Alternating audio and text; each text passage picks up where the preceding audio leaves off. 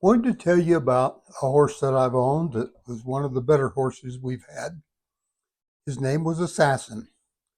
And the reason we named him the Assassin, when we bought him from some people in Santa Fe, New Mexico, that called us and said, we have this horse we want to sell. They were friends of ours, Joyce and Art Hool,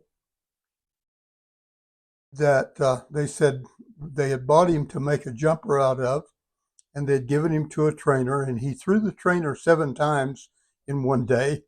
And then after he bucked him off the last time, turned on him to kill him, to savage him is what you call it in horses. And probably would have succeeded had some people not been able to reach through the rail fence they were behind and grab the man and drug him to safety. But nevertheless, the horse was mad. Well, they got him. I don't know how they got him untacked and unsaddled, but some time went by. The man was in the hospital for quite a while. They took him to a sale in Tucson, Arizona. Got some cowboys to get him there. And my guess is that their handling of him, he got mad again. And nobody would bid on him because he ran all of the sale people out of the arena. So they had to bring him back home. They called me and said, Lee, everybody in this country knows him. Can you just get rid of him for us? And I said, sure, I can do that. And I said, it'll be a week or two before I can get down there because we were in Oklahoma, still just outside of Ripley, Oklahoma. And so when I could get a couple, 3 days off put together, I drove down to Santa Fe, New Mexico to pick him up. Some people in the area knew about him, about how bad he had been, and they were there, knew that I was coming. They were there to watch me tame this wild horse. Well, he had gotten over his mad. And so when I got there and looked in the corral at him, he had no vicious streak in him that was showing at the moment. His ears didn't indicate that he was mad. So I took my halter and stepped through the gate, and the people scattered like a covey of quail. I guess they were afraid he was going to come out the gate. Walked into him, put the halter on him, let him out, and put him in the trailer. Took him back to Stillwater, Oklahoma, or Ripley, Oklahoma. Cedar Bluff was the name of our place there.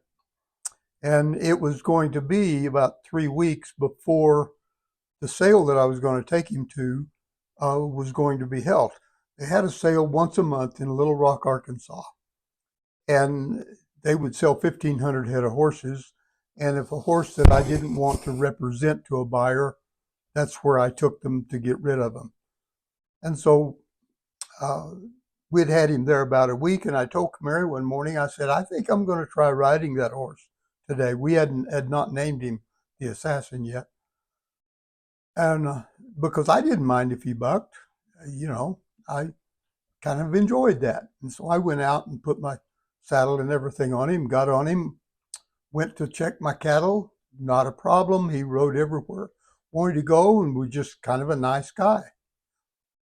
And so I called him that night and I said, look, by the time I haul him to Arkansas, you're going to net out of all of this about $250. And I said, I will pay you that right now and keep him. And so they agreed. They said, send us a check. And so sent them the check and we started schooling him. Well, it was about a week before I really found what the problem was. When I found it, the problem was that you couldn't tell him he had to do something. If you told him you have to do this, he'd fight you. He'd go to bucking. And he was very independent, big thoroughbred horse.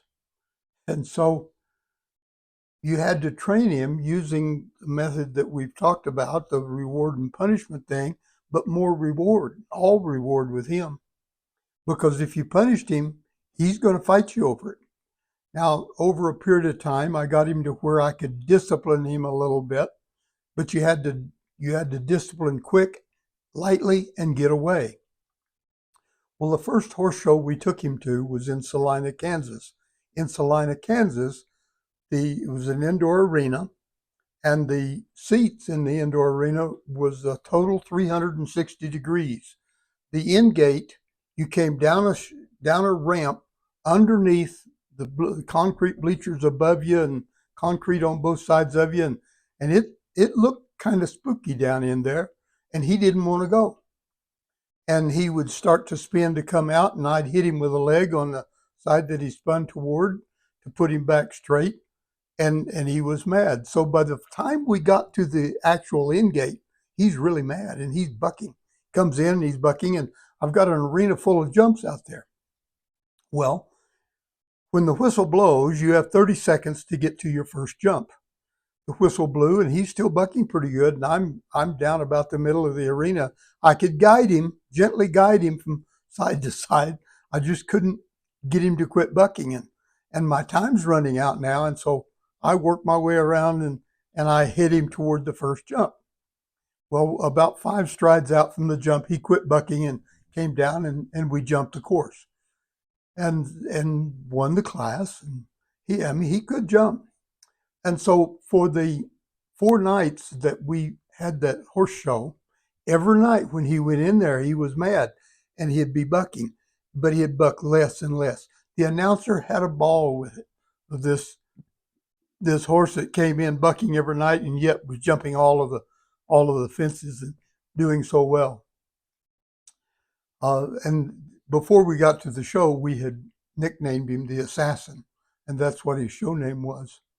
But we had a lot of success with him over several years, and he's the horse that I rode in Florida that I was talking about in another video of how well he had done in a particular class there, riding against the U.S. Olympic team members. Anyway, that's the story of Assassin. That's how we got him and how we started him. We have a lot of other fun stories about him that you'll hear as we go along further. Have a wonderful day.